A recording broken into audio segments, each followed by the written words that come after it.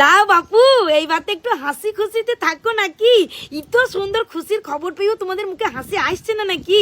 3 মাসের মধ্যে দিব্যে চাকরি ফিরিয়ে বাবা, কত হাসির খবর বলো। শোনেন, আমাদের দিদিমণি উমর লয় গো, বুঝলেন তো?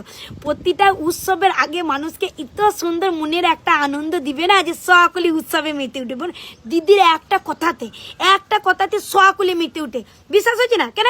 সন্দেশখালি ভুলেছেন, আরজি করো ভুলেছেন, সামান্য এই চাকরি চুরির কথা ভুলতে পারবে না? এটা তুড়ি মেরে দিদি ভুলিয়ে দেবে, তুড়ি মেরে। শুধু একবার বলবে উৎসবে সব মেতে উঠুন, 2026-এ বাংলা আবার নিজের মেয়েকেই চায়। বাচ, তাইলেই দেখবেন আমাদের সারা পশ্চিমবাংলার মানুষ একবারে কত খুশি হয়ে যাবে, কত একবারে বুক ফাটা মায়ের কান্নাকে যদি ভুলিয়ে দিতে পারে, সন্দেশকালীর মতন এমন ঘটনা যদি ভুলিয়ে দিতে পারে। তো সামান্য 26,000 শিক্ষকের চাকরি বাবা, আর কি আছে, তুড়ি মেরে ভুলিয়ে দেবে। শুনেন, আপনাদের চাকরিটা চলিয়ে যায় না, মাঝ রাস্তায় গিয়েছে, আটকানো আছে, একটু নিয়ে গিয়ে দেবেন, হ্যাঁ, দিয়ে ছাড়িয়ে নিয়ে চলে আসবেন। এবার কতটা অ্যামাউন্ট আমি শুধাইছি, বলছি পিসিমণি ওই সর্বনিম্ন কতটা দিলে চাকরিটা আবার ফেরত আসবে, যদি একটু বলতেন তাহলে আর কি ভালো হতো। বলছি সামনে পয়লা বৈশাখ না, একটু হালখাতার মতন একটু ছাড় হবে না?